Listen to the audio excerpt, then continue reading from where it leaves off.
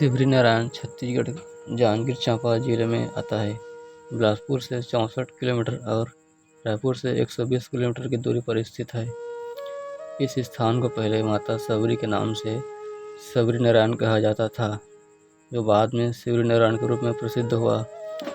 सबरी का असली नाम श्रवणा था।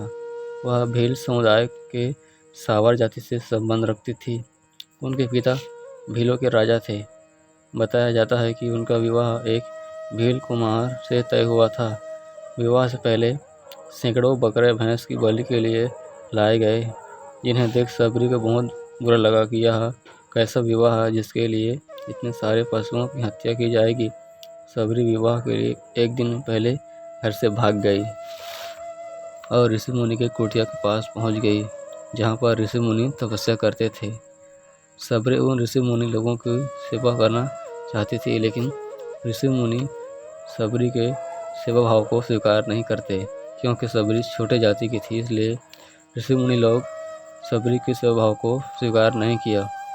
उसके बाद एक दिन मतंग ऋषि की नज़र सबरी पर पड़ी। सबरी के सेवा भाव से प्रसन्न होकर उन्होंने सबरी को अपने आश्रम में शरण दिया, पर ऋषि को सामाजिक विरोध भी हुआ, पर उन्होंने सबरी को अपने आश्रम में ही रखा। जब मतंग ऋषि का मरने का समय आया तो उन्होंने सबरी को कहा कि तुम अपने आश्रम में ही भगवान राम की प्रतीक्षा करना। भगवान राम तुमसे मिलने जरूर आएंगे और तुम्हारा जीवन सफल हो जाएगा उनके दर्शन से। यह बोलकर मतंग ऋषि का स्वर्गवास हो गया। उसके बाद सबरी भगवान राम की प्रतीक्षा करने लगी। सबरी रोज भगवान राम के आने की प्रतीक्षा करती थी। सबरी भगवान राम के लिए मीठे मीठे बेर चुन चुन कर लाती थी, और बेर में कीड़े न हो और बेर खट्टा न हो, इसलिए सबरी एक एक बेर को चख कर रखती थी। सबरी भगवान राम को मीठा बेर खिलाना चाहती थी। एक दिन सबरी को पता चला कि दो राजकुमार युवक उन्हें ढूंढ रहे हैं। सबरी समझ गई कि उनके प्रभु राम आ गए।